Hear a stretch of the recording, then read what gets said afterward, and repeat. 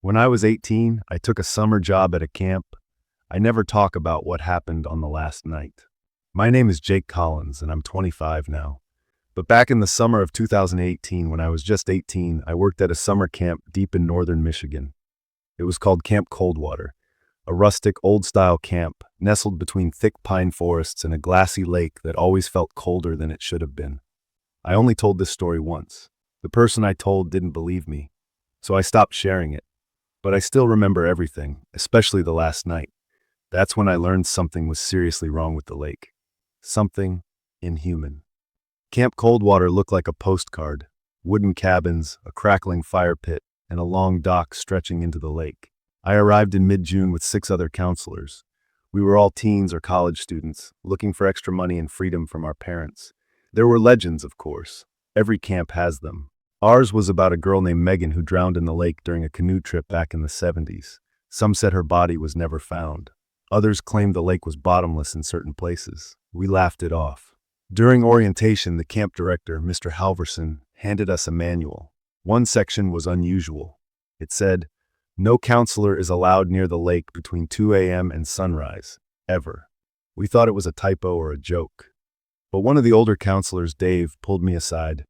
"You think it's nothing now," he said, "but just don't go near it at night. Not even close." He wouldn't explain further. That night I lay in my bunk, staring at the ceiling. I could hear the lake, this weird sloshing sound like something big moving just beneath the surface. Over the weeks, little things started happening. Canoes would come untied and float out by themselves, even when we double-checked the knots. Kids complained about cold hands grabbing their ankles in the shallow end. One boy swore he saw a girl standing under the lake, looking up at him through the water. We kept laughing it off. Until one night, a counselor named Emily didn't come back from a walk. She was found the next morning, half conscious, curled up near the edge of the woods, soaking wet, covered in scratches. She never explained what happened, just packed up and left the same day. It was the second week of August, the last week of camp. That night, after lights out, a dare was passed around. The younger counselors challenged the rest of us to go skinny dipping at 2 a.m., the exact time the manual warned against. Most bailed. But me, Dave, and another guy named Chris were dumb enough to say yes. We snuck down to the lake, laughing and whispering like idiots. It was pitch black. The lake was quiet, like it was holding its breath. I remember standing on the dock about to jump when Dave froze. "Do you see that?" he whispered. There was something floating just beyond the dock. At first, we thought it was a log, but then it turned. 2 white, glowing orbs stared up at us from the water. Eyes, human-shaped but wrong, pale, glowing, empty. Then it disappeared beneath the surface. I backed away instantly. Dave grabbed my arm. "We need to go," he hissed. Chris didn't listen. He dove in with a splash, laughing. We heard one laugh, then a scream. It wasn't a normal scream. It was wet, like it came from underwater and echoed across the entire lake. Then silence.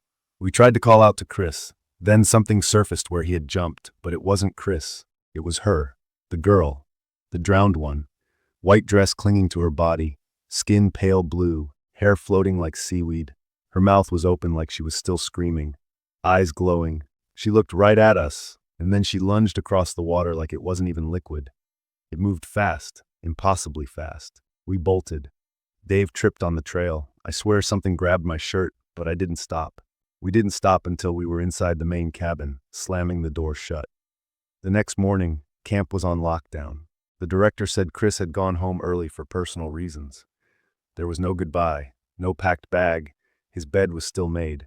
But that night I saw his face, through the window, staring from the tree line near the lake, still, expressionless, pale, and behind him, the girl, just floating, watching. I left the next morning and never looked back. I've Googled Camp Coldwater over the years. I even tried to reach out to Dave once, but his number doesn't work anymore. The camp shut down in 2020. Environmental concerns, they said. But I know the truth. There's something in that lake, something that doesn't like being disturbed, something that never lets go. So if anyone dares to work at a camp this summer, and they tell you to stay away from the water after dark, listen to them, because some campers go missing, and some come back changed.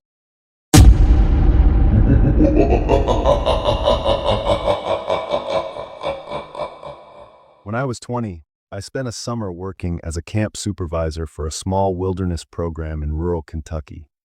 It was a seasonal job that mostly meant babysitting groups of teenage kids and making sure they didn't set the forest on fire. The camp had several cabins scattered along a river. One was deeper into the woods, a little more isolated. It had been closed off for a few years, but when the main sleeping lodge flooded during a storm in July, we had no choice but to open the old one back up. I didn't know it then, but that cabin had a history, and I still think about what happened there. It was the middle of July, heat thick as soup. Lightning storms had knocked out power in the main lodge, and the basement had flooded up to the bunk mattresses. So the director asked me to take 6 boys to the old Pine Hollow cabin for 2 nights. No one had used it in years. It sat near the bend of the river, far enough that you couldn't hear anything but water and bugs. It looked normal at first, dusty, creaky wood floors, old bunk beds, just smelled like mildew and bug spray. But as I stepped inside for the first time, something felt wrong, like we were being watched. I brushed it off, told myself it was just my imagination. That was my first mistake. The first night was uneventful. The kids played cards, roasted marshmallows. I sat outside on the porch until they fell asleep. Then, around 2:40 a.m., I woke up to a scream. It wasn't one of the boys. It was outside, high-pitched, long, blood-curdling. I rushed to the window. All I could see was the tree line and the river gleaming under moonlight. The other counselor, Rick, heard it too. He came from the next cabin over, flashlight shaking in his hand. "You heard that, right?" he asked. I nodded. Sounded like a woman.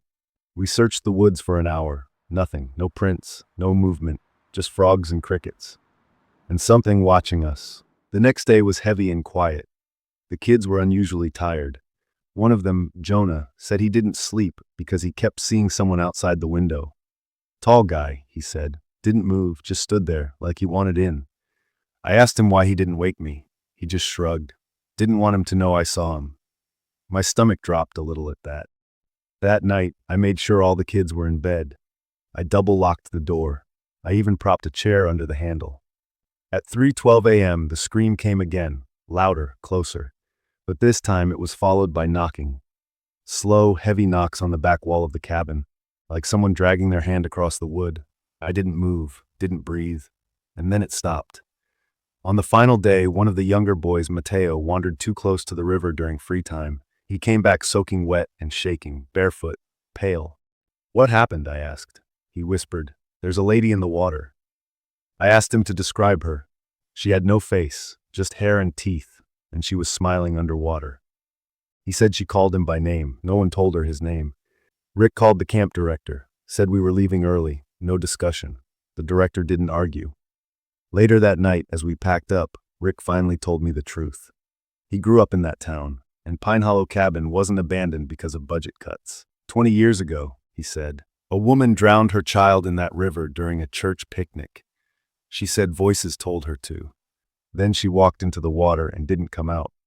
Since then, people claim to see her walking near the old cabin or hear her screaming from the riverbank at night. Sometimes she knocks, Rick said. Sometimes she watches. I asked why no one warned us. Because it only shows up once a summer, he said, and you were just unlucky. I still hear that scream sometimes. Not in dreams, just randomly. When I'm walking by water, when I'm alone at night, it creeps in like an echo from somewhere far away.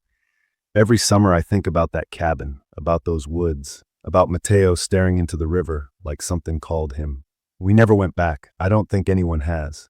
And if you ever find yourself near a cabin by a river in Kentucky, don't answer the knock.